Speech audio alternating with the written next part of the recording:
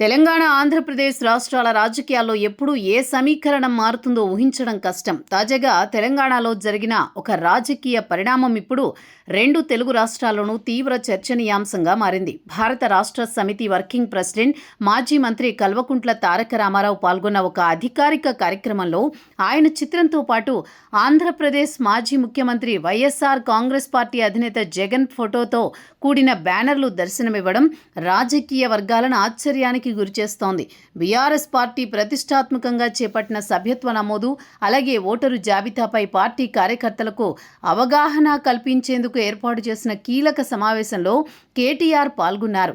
ఈ సందర్భంగా పార్టీ శ్రేణులు, అభిమానులు ఆయనకు ఘన స్వాగతం పలికారు. అయితే అక్కడికి వచ్చిన కొందరు అభిమానులు ప్రదర్శించిన ఫ్లెక్సీలు, బ్యానర్లు అందరి దృష్టిని ఆకర్షించాయి. ఆ బ్యానర్లలో కేటీఆర్ పక్కనే వైఎస్ జగన్ ఫోటోలు స్పష్టంగా కనిపించాయి.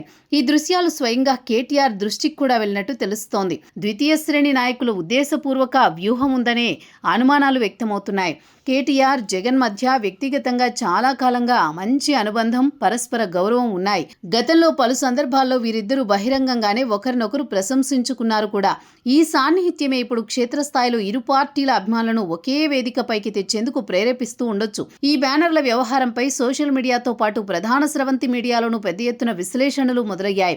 ప్రస్తుతం బీఆర్ఎస్, వైసీపీల మధ్య ఎలాంటి అధికారిక పొత్తు గానీ, అవగాహన గానీ ప్రకటించబడలేదు. అయినప్పటికీ భవిష్యత్ ఎన్నికలను దృష్టిలో ఉంచుకుని తెర వెనుక ఏవైనా సమీకరణాలు మారుతున్నాయా అనే సందేహాలు వెల్లువెత్తుతున్నాయి.